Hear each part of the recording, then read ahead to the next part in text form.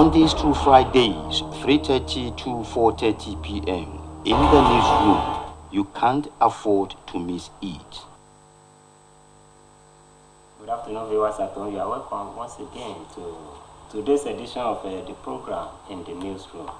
My name is Kayode Adebayo. Yeah, we are here once again to discuss vital issues bordering on the affairs of Nigeria. First has to do with the naira, the problem, the crisis bedeviling the naira now, the new naira notes, as well as the fuel scarcity. We have it under this topic: new naira chaos spreads, fuel scarcity bites harder.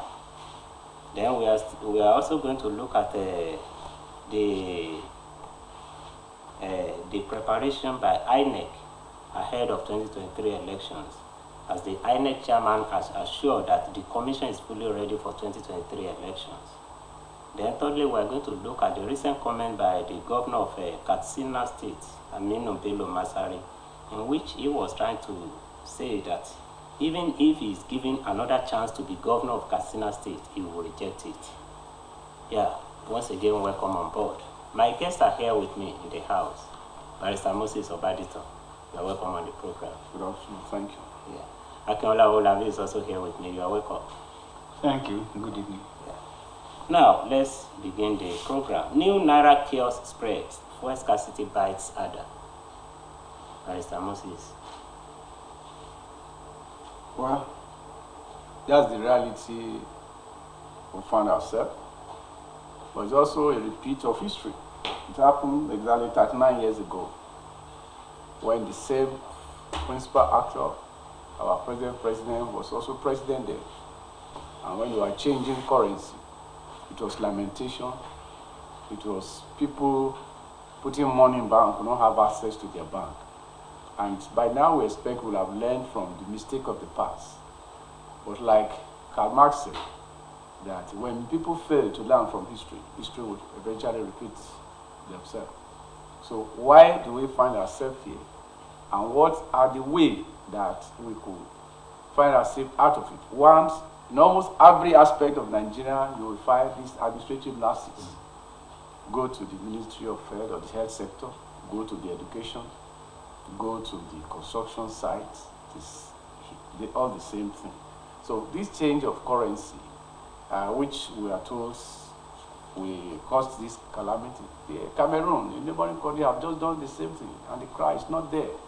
Britain, because of the death of the Queen, will have their pounds also change. It's not causing calamity. So if it is so that it is like this, we should be asking questions. What's the preparation? The other time in 1984, just 2 days notice, and the program lasted for 3 weeks. And even though it was lamentable, it was chaotic, yet the rate of people coming to banking hall, naked in their cell, slumping and die like it happened in the Delta State, in Agbo. Those that's not so common. Yeah, people fainted in 1984. But the question we're asking today is that should it be like that? Don't there be when you are involved in the planning that involves a nation, there must be a plan A, plan B. And if we are going to take what El-Rufai have told us that the central bank have withdrawn about 2 trillion and they released 300 billion. You know, being in government, we should be able to take him that he's making a statement that we can maybe temporarily accept to be the truth. And if you take 2 trillion and you withdraw it, then assuming you want to go electronic because it's a good policy. But look at the internet. You even try it with your phone that you want to send money, it can't go. Look at the ATM. You know, people are hanging around here and there. So it's because I would say would not make a very good planning. Because he who fail to plan will be planning to fail. And that's why we have failed. But the issue is those who have died, can we bring them back to life?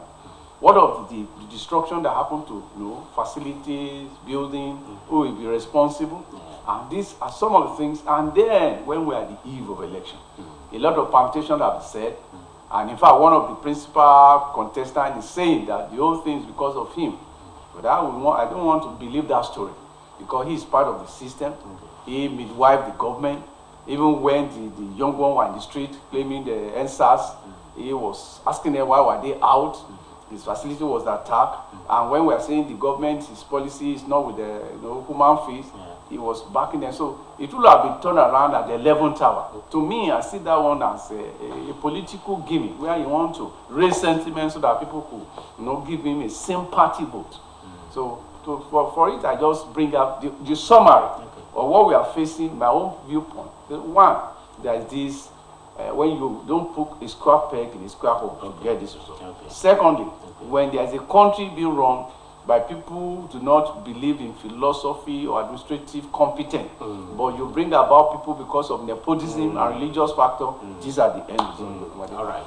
Let me come to you. Considering the fact that our currency and fuel are the major pillars of the country's existence, but the two are now bedeviled by crisis. Is the country not heading to the rocks?